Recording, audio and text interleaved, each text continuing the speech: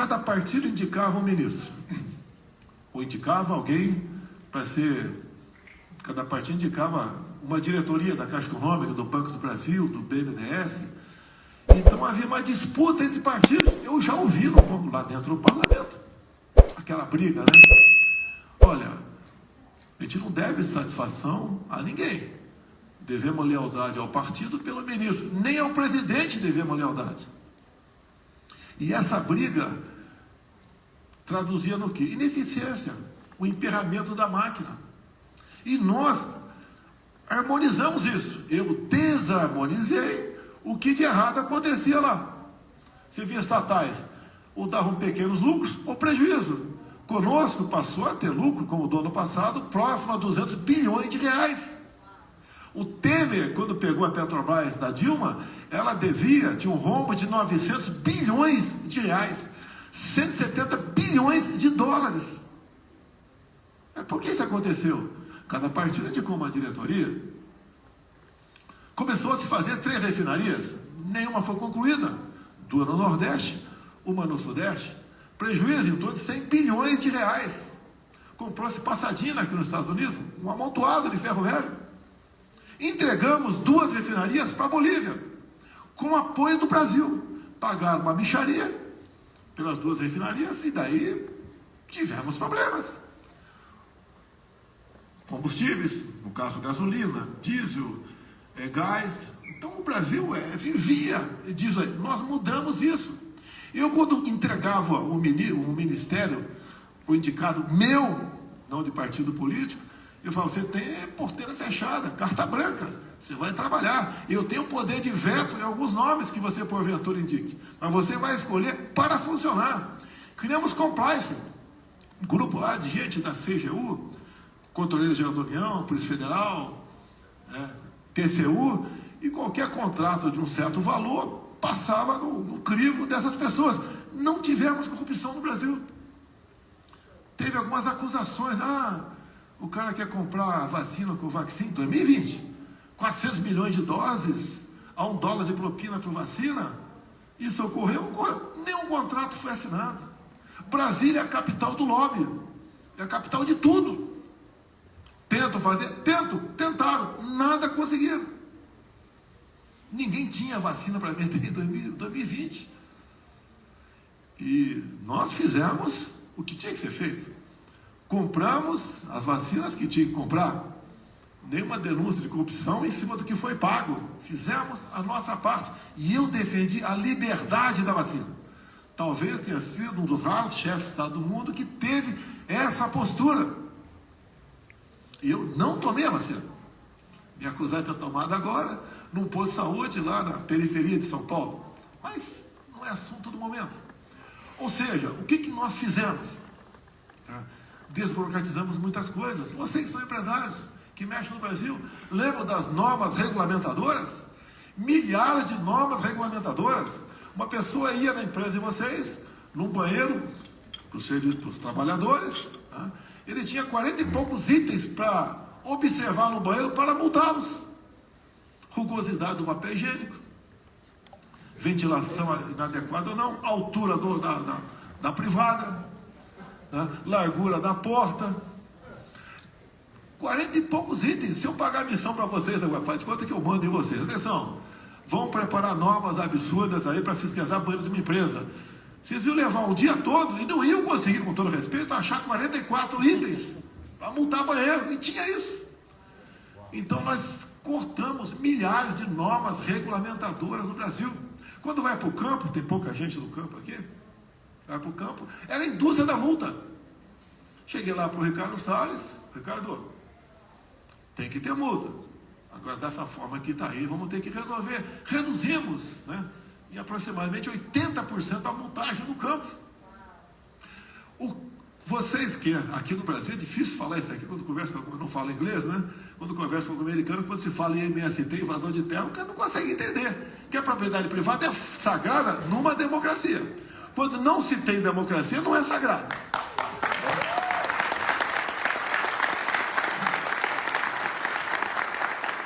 Nós conversamos lá com a Tereza Cristina, nossa ministra, o Geraldo Carvalho, que era... O Geraldo Carvalho? Geraldo Melo, que era lá do INCRA. O que fazer para a gente deixar o MST de lado? Esse cara não vai invadir mais nada. Fizemos algumas coisas, titulamos terras. Só o ano passado eu dei mais título de terra para o pessoal dos assentados do que o Lula, em 8 anos lá atrás, no governo dele.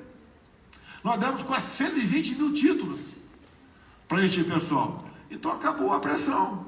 Eu costumo dizer, no governo Fernando Henrique, tínhamos uma invasão de terra por dia. No governo Lula, 20 por mês. No meu, passou a ser meia dúzia por ano. E quando havia, rapidamente era rebelada. Uma outra coisa importante também, que se você não tiver um ambiente bom lá, como é que vocês vão fazer negócio com o Brasil? Fomos para a questão do armamento. Armamento é um instrumento de defesa da vida. Não é para tirar a vida, é para defender a sua vida. E nós fizemos uma boa política com decretos. Tanto é que no final do governo Temer, tínhamos mais ou menos 60 mil mortes por ano com arma de fogo. Terminamos o meu governo ano passado com 40 mil. Baixamos 20 mil o número de mortes por ano. Com essa política, entre outras. O campo foi algo fantástico. Também com o Tarcísio, o que nós podemos fazer para ajudar a escoar o que o homem do campo produz?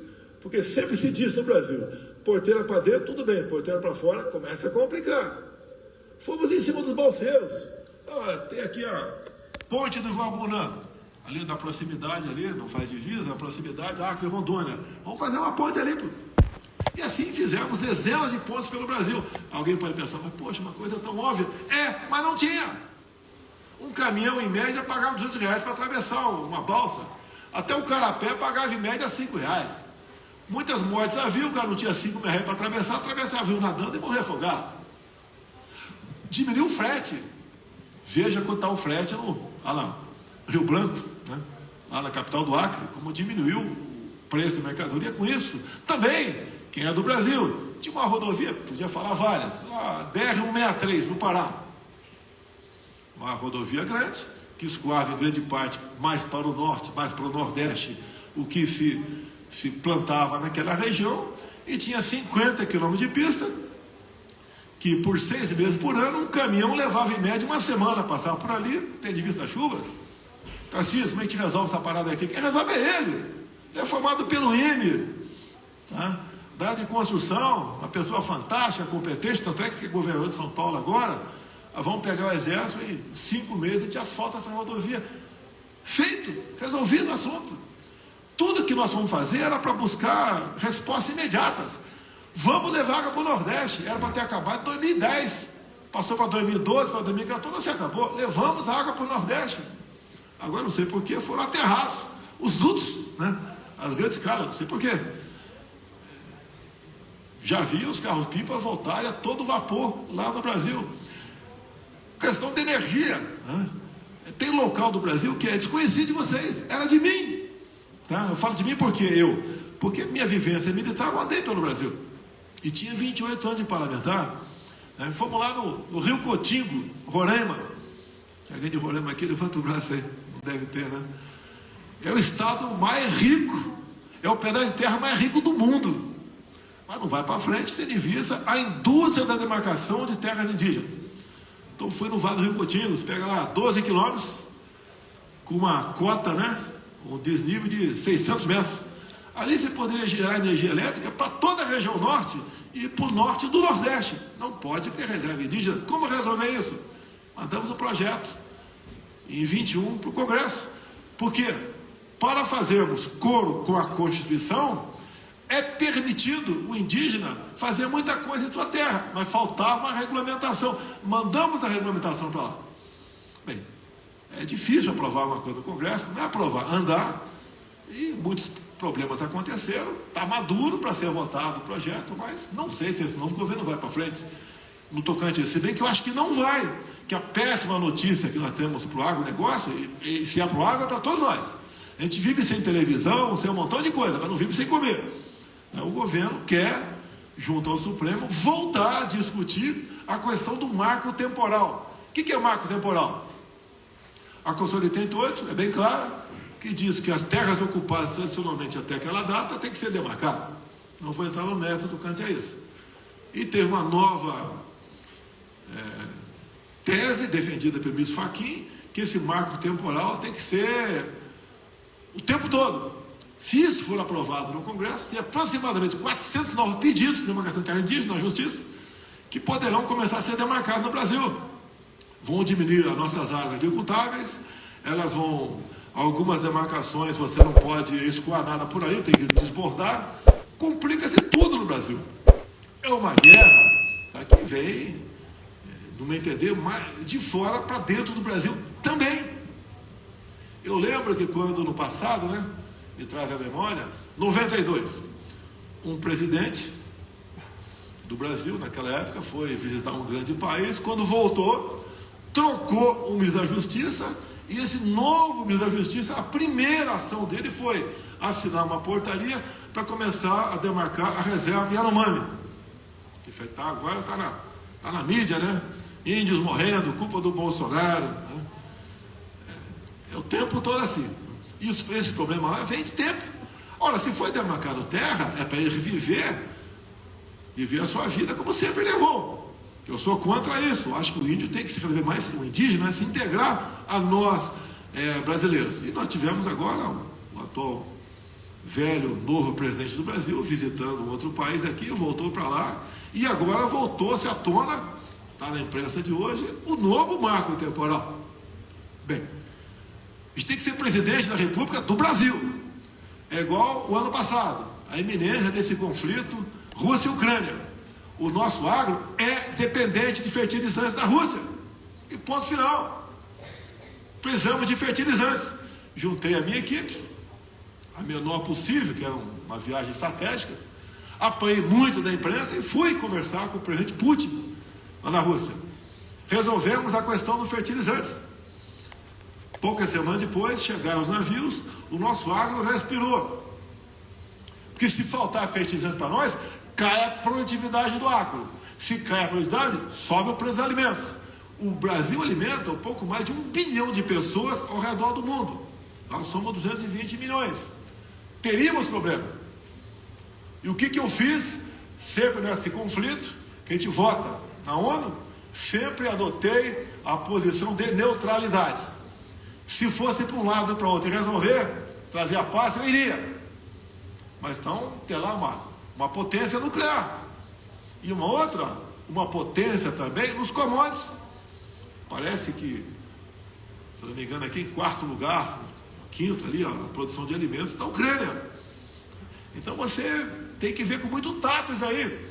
Para desfazer, que eu apanhei muito da imprensa, eu fui em Prudentópolis, Paraná, conversar com a maior colônia de ucranianos que temos no Brasil. Fui bem entendido, bem interpretado.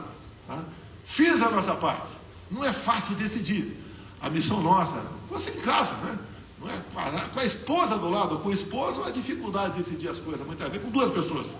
Imagine quando você vai decidir algo que tem a ver com o mundo e tem a ver com o futuro de 220 milhões de pessoas. Fizemos a nossa parte. E agora, o Brasil adotando uma nova política nessas votações, como a última votação agora, foi favorável ao Ocidente. A pergunta, o que o Brasil ganha com isso? Queremos a paz, fazemos tudo possível pela paz. Mas nesse momento, o que o Brasil ganha com isso? Adotando essa posição, tendo um lado. E nós não somos uma potência bélica nuclear. Nós temos que ter cautela quando você conversa determinados assuntos. Isso tudo impacta em segurança alimentar, em o futuro do Brasil, o futuro da humanidade. Então, todas as decisões que a gente toma tem uma consequência. A gente não pode ser politicamente correto. Essa questão de politicamente correto é péssimo para tudo.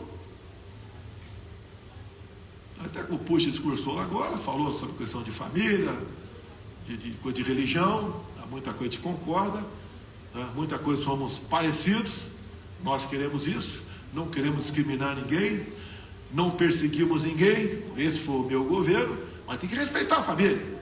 Eu respeito aqui, que só tem gente de idade, seja qual for o teu posicionamento pessoal. Agora, quando se trata em criança, em sala de aula, é diferente. Cada um decide a sua vida no futuro.